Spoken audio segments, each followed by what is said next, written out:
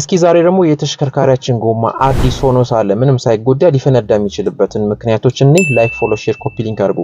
በተሽከርካሪያችን ዳሽቦርድ ላይ የተለያዩ ምልክቶች አሉ። ከዛ ውስጥ አንደኛው ስፒዶሜትር ነው። ስፒዶሜትር እንግዲህ ተሽከርካሪው በማይል ፐር ሃወር ወይ ደግሞ በኪሎሜትር ፐር ሃወር በምን ያክል ፍጥነት እየተንቀሳቀሰ ያለ የሚጠቁመን የዳሽቦርድ ላይ ጠቋሚ መሳሪያ ነው። እዚህ ላይ እንግዲህ 180፣ 200፣ 220፣ 240፣ 260፣ 300 ሊለን ይችላል። ያንን ሁሉ ስፒድ ግን ስላስቀመጠ በዛ ስፒድ ይሽከረከራል ወይ ደግሞ ተሽከርካሪውን ይዘን እንቀሳቀሳለን ማለት አይደለም። የተሽከርካሪያችን ፍጥነት የሚገድብብን አንድ ነገር አለ። እሱም የጎማችን ስፔሲፊኬሽን ነው። ለምሳሌ እዚህ በጀርባ የምትመለከቱት ምስል ላይ አንዳንድ የሚሽከረከሩ ነገሮች በከፍተኛ ፍጥነት እየተሽከረከሩ ያለ ዝም ብለው ይበተናሉ። ግማሹ ይፈነዳል፣ ግማሹ ደግሞ ይወረወራል ማለት ነው።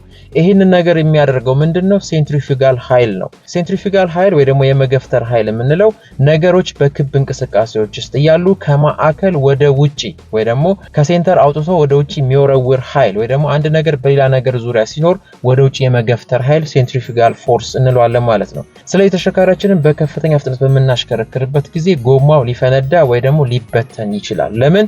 ይሄንን የሴንትሪፊጋል ፎርስ መቋቋም ስለማይችል ማለት ነው። ነገር ግን የተሽከርካሪያችን ጎማ ላይ የተቀመጠልን ስፔሲፊኬሽን አለ፣ ምን ያክል ፍጥነትን መቋቋም እንደሚችል ማለት ነው። ከዛ ፍጥነት በላይ ግን በምናሽከረክርበት ጊዜ ጎማችን አዲስ ሆነ አሮጌ ሆነ ያገለገለ ሆነ ሊፈነዳ ይችላል ማለት ነው። ለምሳሌ በተሽከርካሪያችን ጎማ የመጨረሻው ፊደል ላይ ቢ ካለ 50 ኪሎ ሜትር ፐር አወር ወይ ደግሞ 31 ማይል ፐር አወር ድረስ ማሽከርከር እንችላለን። ሲ ከሆነ 60 ኪሎ ሜትር ፐር አወር ወይ ደግሞ 37 ማይል ፐር አወር ድረስ ማሽከርከር እንችላለን። ዲ ከሆነ 65 ኪሎ ሜትር ፐር አወር ወይ ደግሞ 40 ማይል ፐር አወር ድረስ ማሽከርከር እንችላለን። ልክ እንደዛው ደግሞ አለፍ ብለን ለምሳሌ ኤምን ብናይ 130 ኪሎ ሜትር ፐር አወር ወይ ደግሞ 81 ማይል ፐር አወር ድረስ ማሽከርከር እንችላለን። ከፍ ስንል ደግሞ ለምሳሌ ቲ የሚል አለ። ለምሳሌ እኔ ተሽከርካሪ ላይ ከፊት ያሉት ሁለቱ ጎማዎች ላይ ቲ ይላል ማለት ነው። ለምሳሌ ቲ አለ ማለት 190 ኪሎ ሜትር ፐር አወር ወይ ደግሞ 118 ማይል ፐር አወር፣ የኋላ ሁለቱ ጎማዎች ደግሞ ኤች ይላሉ። ያ ማለት ነው 210 ኪሎ ሜትር ፐር አወር ወይም ደግሞ 130 ማይል ፐር አወር ድረስ ማሽከርከር እችላለሁ። ነገር ግን ቪትስ እንኳን 200 አይደለም 100 ኪሎ ሜትር ፐር አወር እንኳን በትክክል ላይሄድ ይችላል በእርግጥ ማለት ነው። ነገር ግን ጎማው ላይ ምን ይላል? እዚህ ኪሎ ሜትር ፐር አወር ድረስ ማሽከርከር ትችላለህ ይላል ማለት ነው።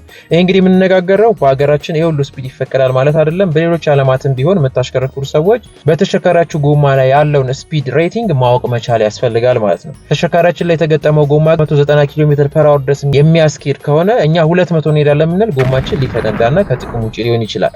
ይሄም እንግዲህ የሆነው ማነው? ሴንትሪፊጋል ፎርስ ወደ ውጪ ይበተንብናል ማለት ነው። ስለዚህ ተሽከርካሪን በምናሽከረክርበት ጊዜ ጎማ በመፈንዳት ለአደጋ የሚያጋልጠን ነገር አንደኛው ምንድነው ማለት ነው? ይሄ ስፒድ ሬቲንግ ነው ማለት ነው። ስለዚህ አሽከርካሪ ስንሆን ይሄንን ማወቅ ይኖርብናል ማለት ነው። ይሄንን እንግዲህ በቀላሉ ጎግል አድርጋችሁ ማግኘት ትችላላችሁ ወይ ደግሞ የቴሌግራም ቻናል ላይ ገብታችሁ ማየት ትችላላችሁ። አዲስ ከሆናችሁ ፎሎ አድርጉ። ሐሳብ ጥያቄ ስለ ኮሜንት ሴክሽን ላይ አስቀምጡ። ለሁሉም ድረስ ላይክ ፎሎ ሼር ኮፒ ሊንክ አድርጉ። ይመቻችሁ።